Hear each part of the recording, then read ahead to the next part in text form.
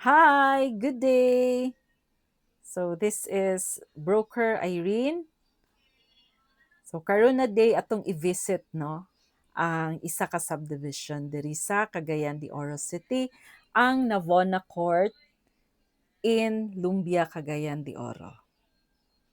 So nindot ni ang kuan pod ani location kay it's along F. De Lima Street.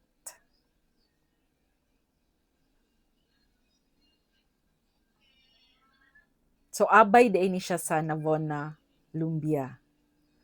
But ang houses dinhi sa Navona Court, it's bigger compared to Navona Lumbia. So we are now entering, no? Upon entering, naay basketball court sa ato ang left side. No? And then, abay sa basketball court is ato ang, sa left side yapon ato ang clubhouse.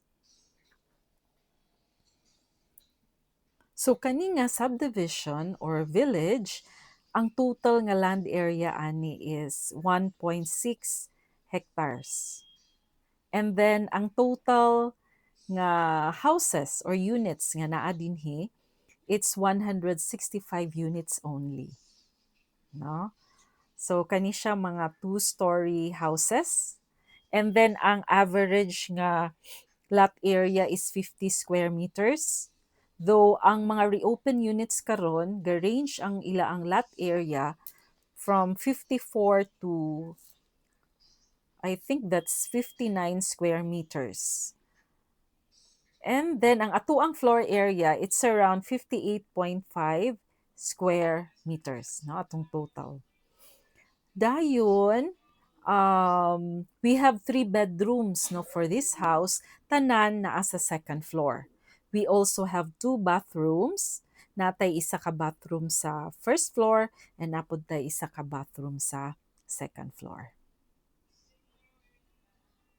So as you can see, daghan-daghan na pod no ang nagpuyo ani nga balay.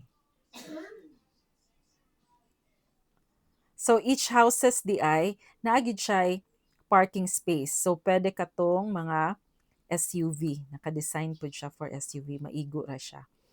And also each houses has a lanai.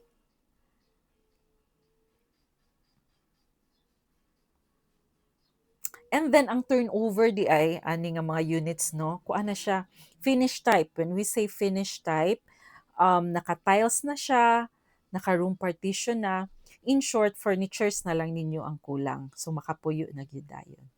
So if you we still have few units, no, reopen units, just contact me on this number or leave a message. So thank you.